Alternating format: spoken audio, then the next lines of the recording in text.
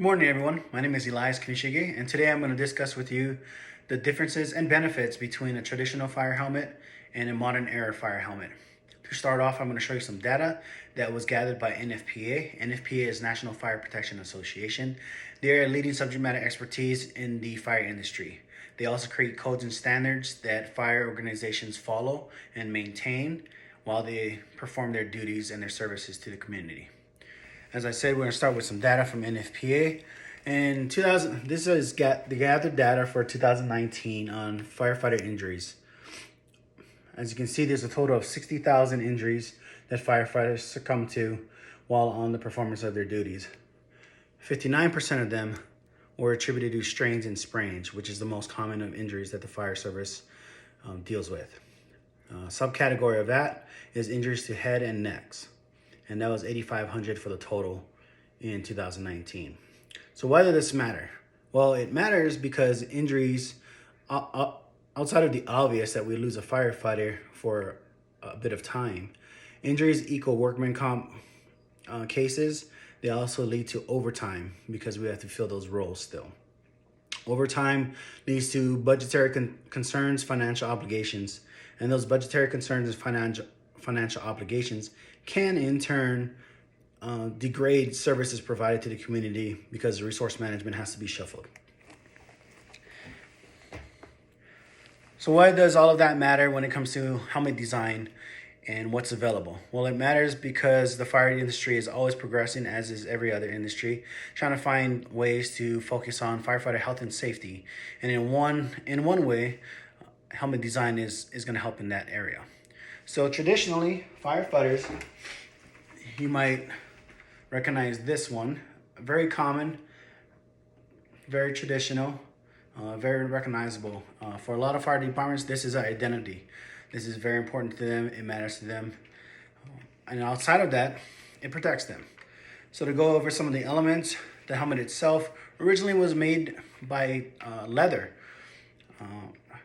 It was leather, and now it is a fiberglass composite. So some elements we're looking at is this brim. The brim goes all the way around, but it's elongated in the back. This is to help catch water or debris and allow it to fall off behind the firefighter instead of on top of the firefighter. Another element is the ornamental element. Again, like I said, it's an identifying factor for a lot of organizations. And this is just ornamental. So with that, this creates a higher profile. This creates some extra weight on the back, but all in all, this is utilized to protect the firefighter's head. Inside, there's a suspension system, pretty similar to what a construction helmet might be. Basically, it separates the helmet itself to the wearer's head. So if there was an impacting force, the force would be distributed in the suspension system. For the purpose of progression and health and safety of firefighters, another option was built. This new option is the modern era fire helmet, and as you can see, it has a smaller profile in size and then in height. So the first thing you'll notice is there's no ornamental factor here. This was omitted so firefighters could have a lower profile in the event of search and rescue, or if they're in an area where there's an entanglement potential or there's debris overhead.